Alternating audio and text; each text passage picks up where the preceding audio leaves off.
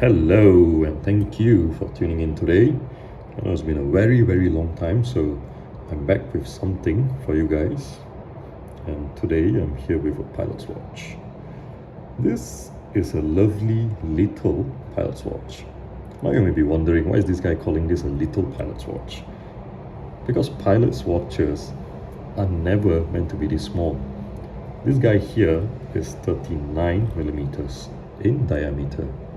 And the classic pilot's watch, if you were to take a leaf, take a page out of history, you'll find out that the original pilot's watch manufacturers during the Second World War, they actually created these beasts, these massive 45 to 47 millimeter sized monsters, which were pilot's watches, because those guys were not worn just on the wrist, rather they were worn over the gloves. But that's for another day. Today we have with us a Tisell Pilot's watch, which is just 39 millimeters with a really slender profile of about 11 millimeters.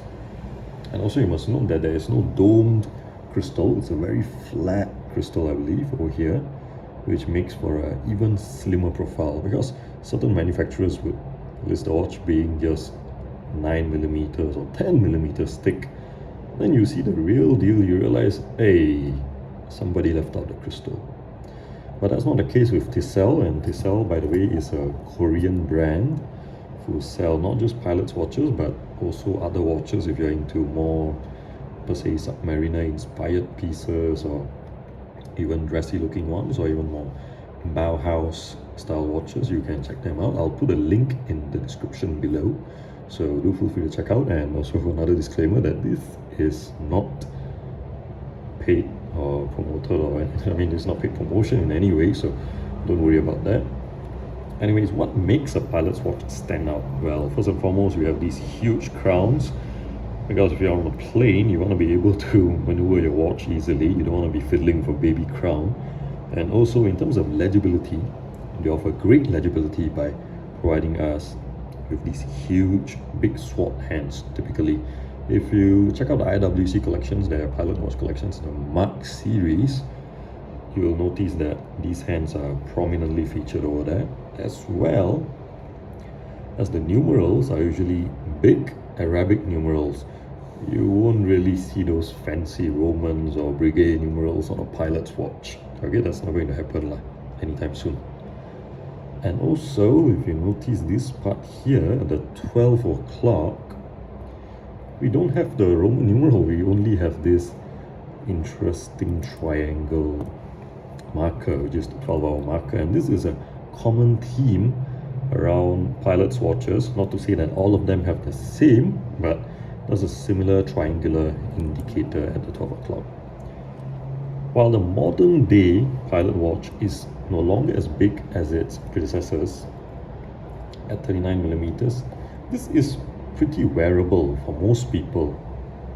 Whether you're a guy with a slim wrist like me, or a guy with a rather chunky wrist, this is something you can consider. And if you're a guy with an 8-inch wrist or something even bigger, you may want to consider a 42 millimeters or 44 millimeters as well.